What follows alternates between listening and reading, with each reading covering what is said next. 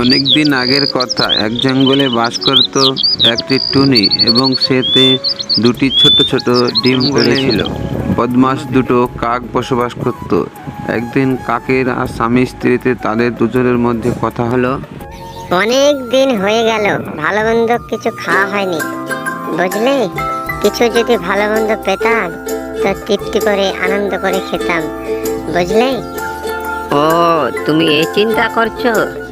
এত চিন্তা করতে হবে না গিন্নি, তুমি একদম চিন্তা করো না।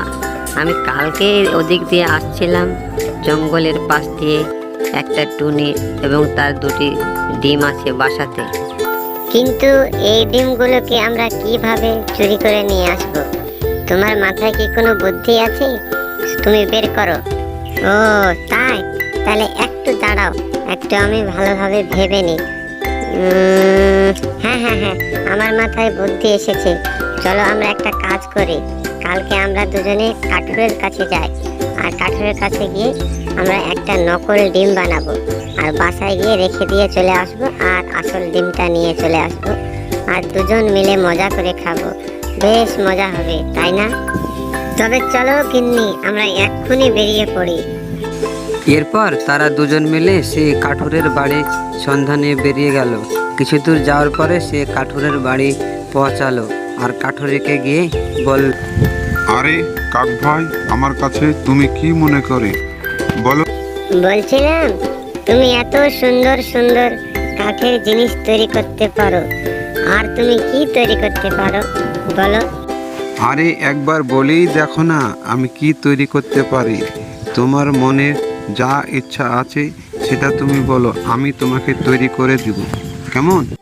ঠিক আছে কাঠুরে ভাই, তাহলে তুমি আমাকে একটা কাঠের ডিম বানিয়ে দাও।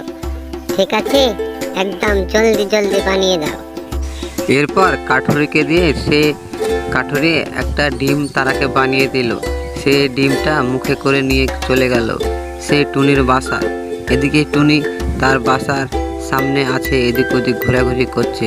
সেখানে গিয়ে কাকেরা দুজনে অপেক্ষা করতে। আমার কি আনন্দ হবে! আমার এই ডিম দুটো ফুটে দুটি কচি কচি বাচ্চা হবে। আমার আর দুঃখের দিন থাকবে না। কি আমার আনন্দ! এ কথা বলে টুনি তখন তার বাসা থেকে উড়ে যায় খাবারের সন্ধানে। আর কিছুক্ষণ পরে সে বদমাস কাক দুটো গিয়ে তার কাঠের ডিমটা সে বাসায় রেখে চলে আসলো, আর আসল ডিমটা নিয়ে চলে আসে বাড়িতে। বাড়িতে এসে ডিমটা তারা দুজনে ফাটিয়ে খেয়ে নিল।